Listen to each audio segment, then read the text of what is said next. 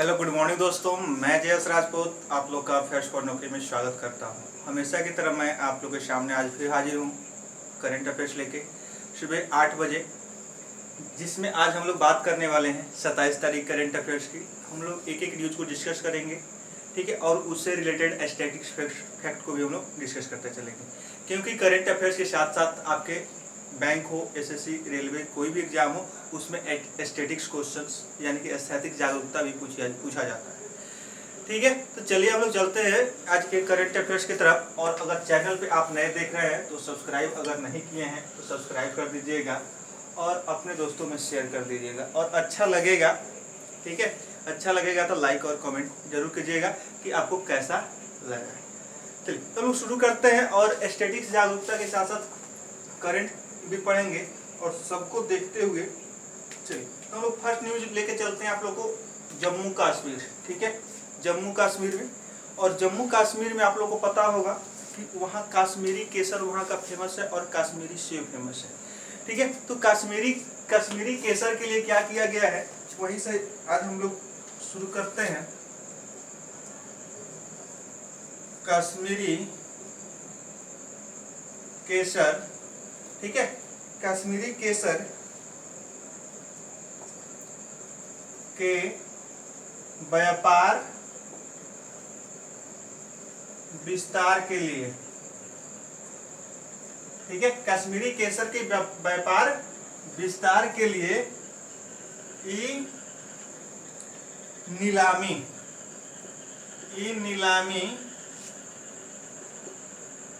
Portal launch किया गया है। ठीक है, कश्मीर का केसर बहुत ही क्या है प्रसिद्ध है, और उसकी क्या करने के लिए व्यापार विस्तार करने के लिए, नहीं कि उसका मार्केटिंग ज़्यादा हो पाए, पूरे वर्ल्ड लेवल पे हो पाए, इसके लिए क्या किया गया, ई नीलामी पोर्टल लॉन्च किया गया, यानी कि इलेक्ट्रॉनिक रूप से उसकी नीलामी होगी। ठीक है, चलिए तो कश्मीर को अभी यूटी का दर्जा दिया गया है। ठीक है, जिसको हम लोग जम्मू एंड कश्मीर कहते हैं, इसको यूटी का दर्जा दिया गया है, यानी कि यूनियन टेरिटरी का केंद्र शासित प्रदेश का दर्जा दिया गया है। ठीक है, तो इसके उपराज्यपाल आप लोग बताइएगा कि इसके एलजी कौन है, अभी हाल ही में बने हैं। ठीक है, और इसमें से एक और यूटी अलग हुआ, यानी कि जम्मू एंड कश्मीर को दो यूटी में डिवाइड किया गया, एक लद्दाख और एक जम्मू एंड कश्मीर। ठीक है, तो वहां के लद्दाख के कौन है, लद्दाख के हैं, ठीक है, लद्दाख के कौन है और जम्मू एंड कश्मीर के कौन है। ठीक है, दोनों आप लोग कमेंट में हमको बताइएगा। चलिए हम लोग नेक्स्ट बात करेंगे। यहाँ पे कश्मीर में डल झील बहुत फेमस है। बैगेज सैनिटाइजेशन,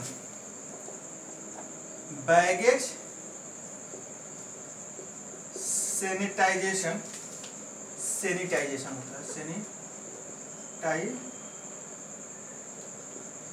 सैनिटाइजेशन और रैपिंग के लिए, रैपिंग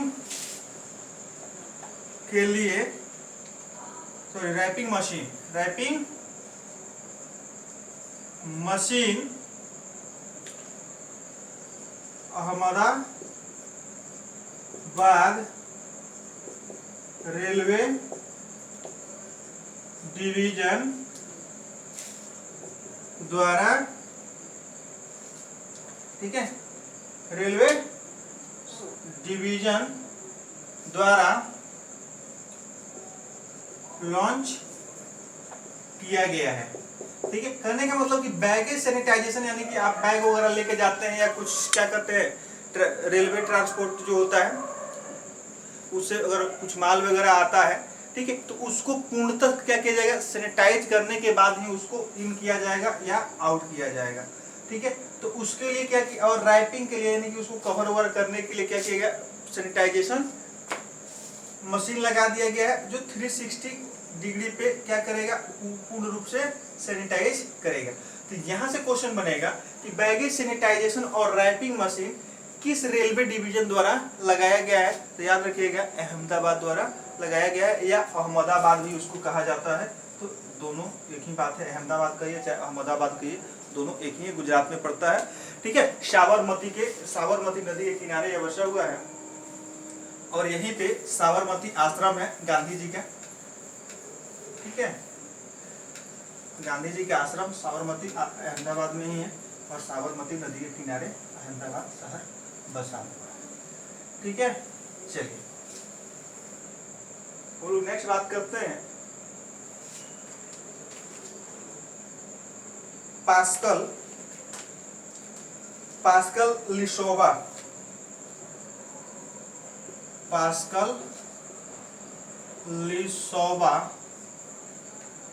का निधन हो गया ठीक है, पास्कल लिसोबा का निधन हो गया।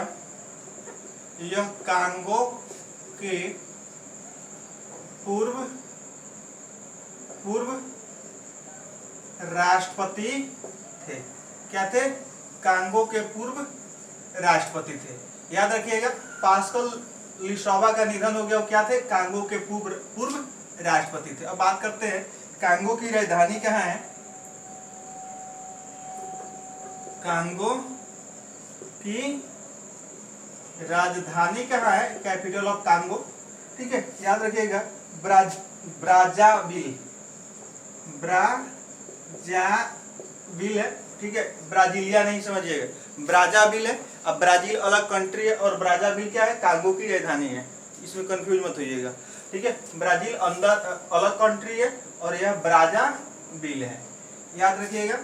ठीक है, कांगो के पीएम कौन है? पीएम है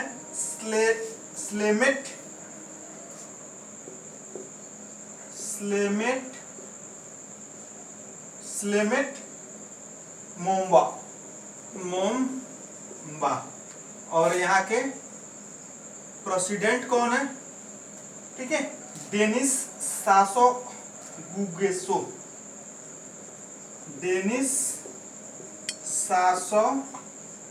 गुगेसो यहाँ के क्या है? प्रेसिडेंट है, याद रखिएगा। ठीक है, यहाँ से अभी पास्कल लिसोबा का निधन हुआ, जो कांगो क्या थे? पूर्व राष्ट्रपति थे। 1992 से 1997 तक वहाँ के राष्ट्रपति रहे थे। कांगो की राजधानी कहाँ है? ब्राज़ाविल।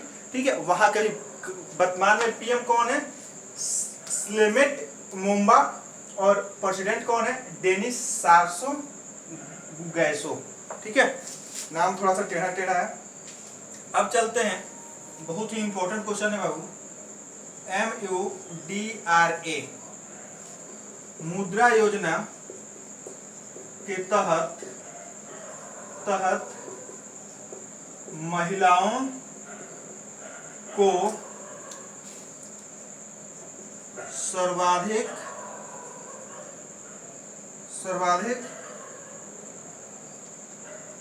महिलाओं को ऋण देने में, सर्वाधिक छोड़ दीजिए, महिलाओं को ऋण देने में प्रथम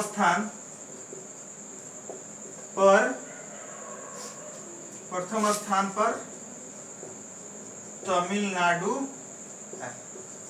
अब याद रखिएगा कि क्वेश्चन एग्जाम में पूछा जाएगा, खासकर बैंक एग्जाम में, कि मुद्रा योजना के तहत, क्वेश्चन ध्यान समझिएगा, मुद्रा योजना के तहत महिलाओं को ऋण देने में प्रथम स्थान पे कौन है? तो तमिलनाडु, यानी कि अब तमिलनाडु का तो दूसरा नाम तो है नहीं, चेन्नई जिसकी राजधानी है। अब और पलानीस्वामी कहाँ? वहाँ के मुख्यमंत्री हैं। ठीक है, तो अब यहाँ से क्वेश्चन एक और बनेगा, स्टैंड फॉर मुद्रा, यानी कि मुद्रा का फुल फॉर्म क्या होता है? ठीक है, तो लिख लीजिएगा, micro unit development refinance agency. Micro unit development refinance agency मुद्रा का फुल फॉर्म है। ठीक है, और यह जो है यानी कि छोटे छोटे लघु उद्योगों के लिए या लघु उद्योगों के लिए क्या करेगा? लोन देता है। और ये लोन आपको 10 लाख तक का है। 10 लाख तक का लोन इसके द्वारा दिया जाता है। और मुद्रा लोन के तहत, मुद्रा योजना के तहत 3 तरह का लोन दिया जाता है, शिशु, किशोर और तरुण। ठीक है, शिशु, किशोर और तरुण। और सबसे ज्यादा याद रखिएगा कि सबसे ज्यादा एनपीए होने वाला भी लोन कौन है, मुद्रा योजना वाला जो लोन है सबसे ज्यादा एनपीए होने वाला है। ठीक है, और ये कितना दिया है तमिलनाडु ने, तो ये इसका भी डाटा आप लोग रख लीजिए, लिख लीजिए कि तमिलनाडु ने कितना दिया है, तो 58,227 करोड़, 58,227 करोड़ यह क्या किया है, मुद्रा योजना के तहत महिलाओं को लोन दे चुका है। दूसरे नंबर पे है ममता जी की कंट्री स्टेट वेस्ट बंगाल, और तीसरे नंबर पे है कौन, केटी यानी कि कर्नाटका। तो याद रखिएगा प्रथम स्थान पे तमिलनाडु, दूसरे स्थान पे कौन, वेस्ट बंगाल या पश्चिम बंगाल, और तीसरे नंबर पे कर्नाटक। ये तीनों का नाम याद रखिएगा। चौथे नंबर पे महाराष्ट्र है। चलिए लोग बात करेंगे नेक्स्ट पोलोमी घटक।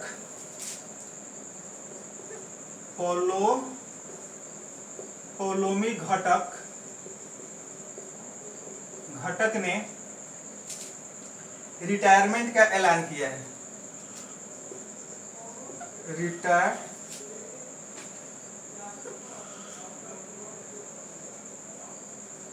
रिटायरमेंट का ऐलान किया है।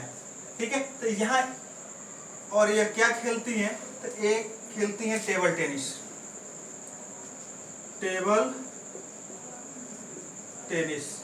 तो याद रखिएगा यहाँ से क्वेश्चन क्या बनेगा, पोलोमी घटक ने हाल ही में रिटायरमेंट की घोषणा किया है। एक कौन से खेल से संबंधित है, टेबल टेनिस है, और यह इनका संबंध किस देश से है, तो भारत से। या दूसरा क्वेश्चन बनेगा कि किस भारतीय टेबल टेनिस प्लेयर ने रिटायरमेंट की घोषणा की है या संन्यास लेने की घोषणा की है, याद रखिएगा पोलोमी घटक ने। चलिए नेक्स्ट हम लोग बात करेंगे नीलकंठ भानु प्रकाश।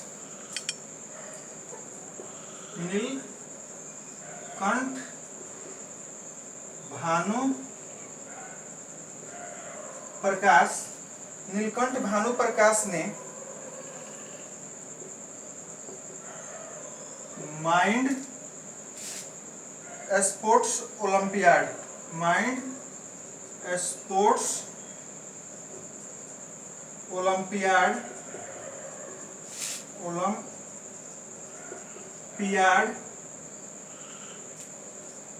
MSO में स्वर्ण हासिल किया। ठीक है, क्या स्वर्ण जीता। अब देखिए नीलकंठ भानु प्रकाश जो है, ठीक है, ये मैथमेटिशियन है जो माइंड कैलकुलेशन करने का मतलब कि मेंटल कैलकुलेटर।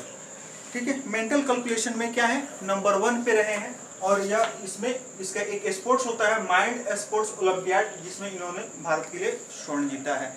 ठीक है, तो यहाँ से क्वेश्चन क्या बनेगा, किस भारतीय ने या किस भारतीय गणितज्ञ ने माइंड स्पोर्ट्स ओलंपियाड में भारत के लिए स्वर्ण जीता है, तो याद रखिएगा नीलकंठ भानु प्रकाश।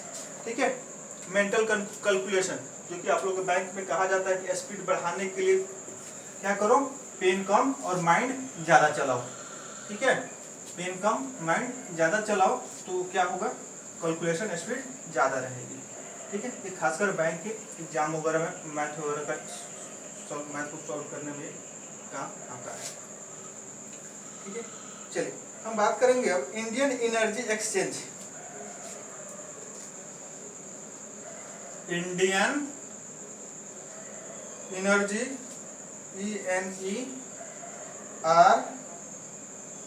एनर्जी एक्सचेंज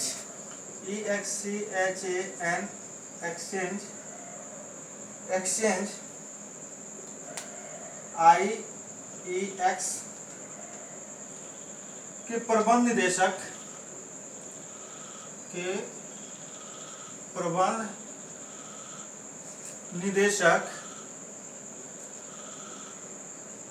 ठीक है, के प्रबंध निदेशक राजीव श्रीवास्तव ने अपने पद से इस्तीफा दिया है। ठीक है, तो यहाँ क्या होगा, Indian energy exchange, Indian energy exchange के प्रबंध निदेशक कौन थे, राजीव श्रीवास्तव, जिन्होंने क्या किया, अपने पद से इस्तीफा दिया है। अब हाल क्वेश्चन क्या बनेगा, हाल ही में राजीव श्रीवास्तव ने किस पद से, किस संस्था के प्रबंध निदेशक पद से, किस संस्था के प्रबंध निदेशक पद से इस्तीफा दिया है, तो याद रखिएगा इंडियन एनर्जी एक्सचेंज से। ठीक है, या इंडियन एनर्जी एक्सचेंज के कौन से प्रबंध निदेशक ने हाल ही में इस्तीफा की घोषणा की है या इस्तीफा दिया है, तो याद रखिएगा राजीव श्रीवास्तव। ठीक है, चलिए हम लोग नेक्स्ट बात करेंगे। शगुन गिफ्ट,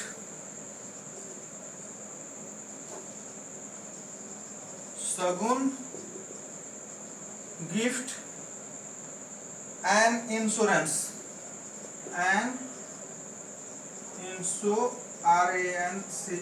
इंश्योरेंस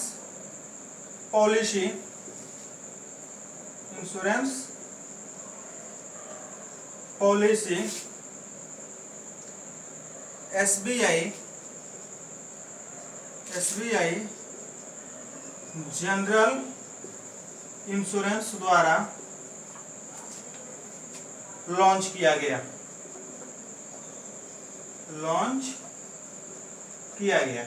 याद रखिएगा shagun gift and insurance policy, shagun gift and insurance policy SBI general insurance द्वारा लॉन्च किया गया।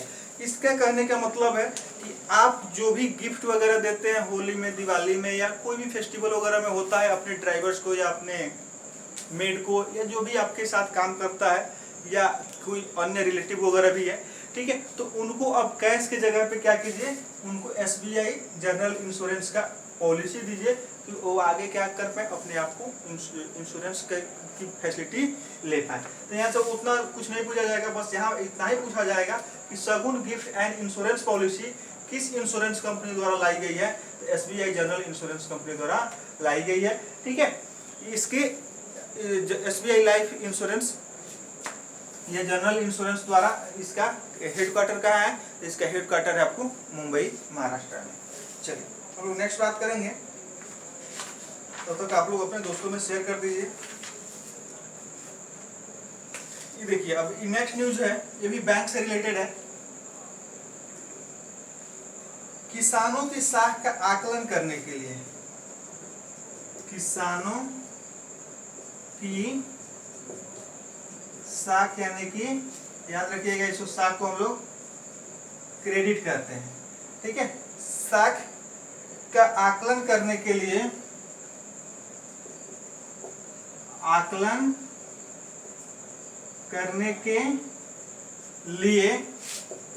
आईसीआईसीआई, ठीक है, आईसीआईसीआई, ठीक है, ये क्या करेगा, उपग्रह डेटा का प्रयोग करेगा। ठीक है, ऐसा करने वाला यह भारत का पहला बैंक होगा। तो यहाँ से अब क्वेश्चन क्या बनेगा, भारत का कौन ऐसा बैंक है जो किसानों की डाटा संग्रह के लिए, यानी किसानों की साख को क्रेडिट करने के लिए, किसानों की साख का आकलन करने के लिए, भारत का कौन ऐसा बैंक है जो किसानों की साख का आकलन करने के लिए सैटेलाइट डेटा का यूज करेगा या उपग्रह डाटा का यूज करेगा, तो आईसीआईसी बैंक होगा।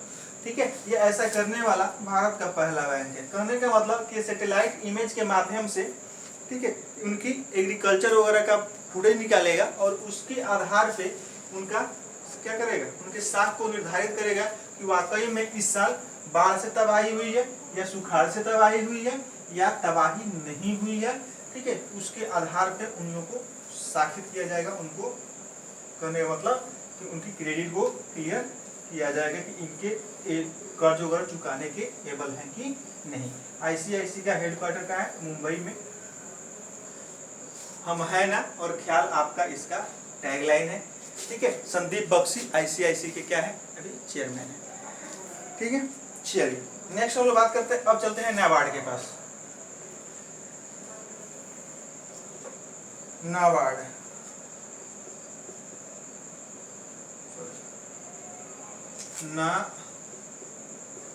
नाबार्ड ने नाबार्ड द्वारा ऋण के लिए ऋण के विस्तार के लिए structural finance and STRUCTURE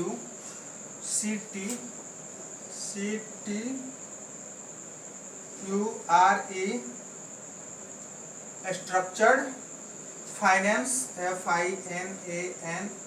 finance and political and partial guarantee programme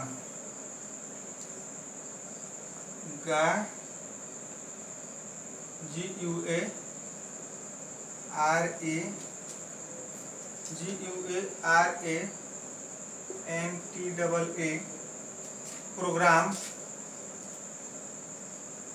programme launch किया है।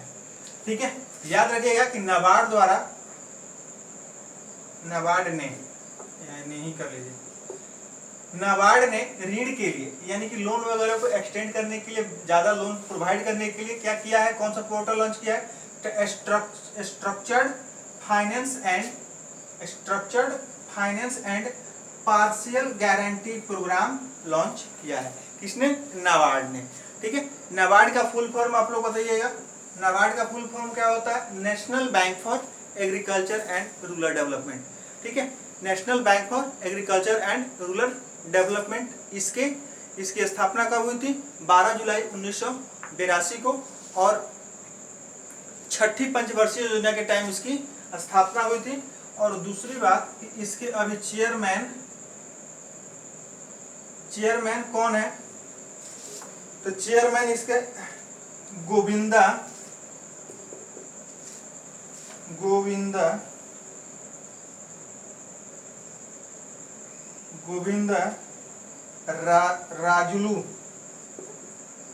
राजुलू चिंताला।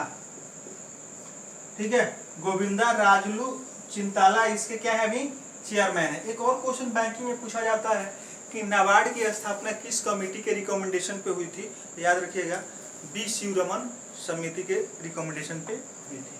ठीक है, तो बहुत सारा क्वेश्चन हमने नाबार्ड से देख लिया, नाबार्ड का फुल फॉर्म देख लिया, नाबार्ड की स्थापना देख लिया, किस कमेटी के सिफारिश पे हुई थी, हेडक्वार्टर कहाँ है।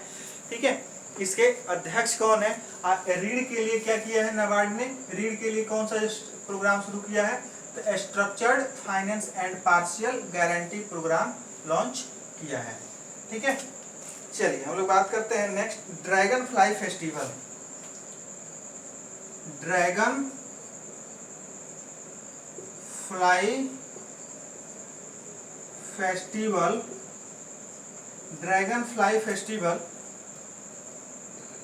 केरल में मनाया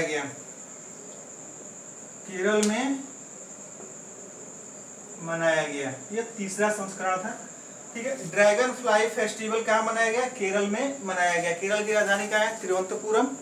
ठीक है, और पी विजयन यहाँ के क्या है? सीएम है, और आरिफ मोहम्मद खान यहाँ के क्या है? गवर्नर है। चलिए, और यह भारत में एक ऐसा राज्य है जहाँ पे 4 इंटरनेशनल एयरपोर्ट हैं। अब लास्ट बात करेंगे इसके एक शुभंकर भी देख लीजिए लोग। शुभंकर क्या है? तो पंटालू, PANTALU,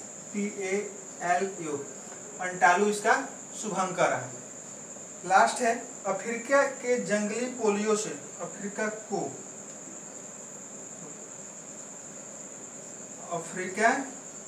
के जंगली पोलियो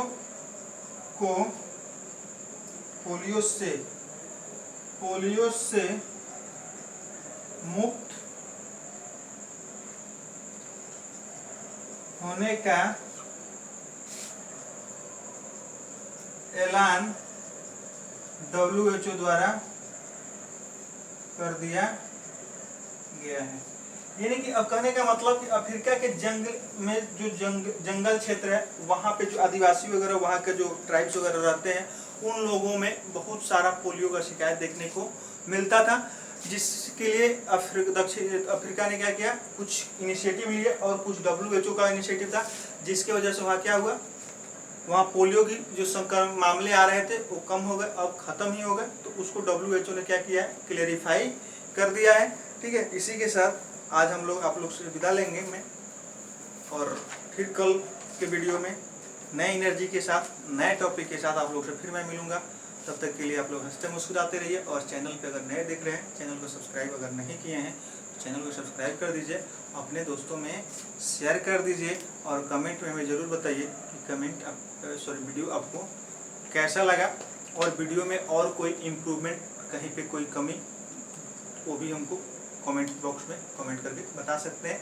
ठीक है, जितना हो पाएगा उतना मैं इम्प्रूवमेंट करने की कोशिश करूँगा, सुधार करने की कोशिश करूँगा। ठीक है, इसी के साथ जय हिंद।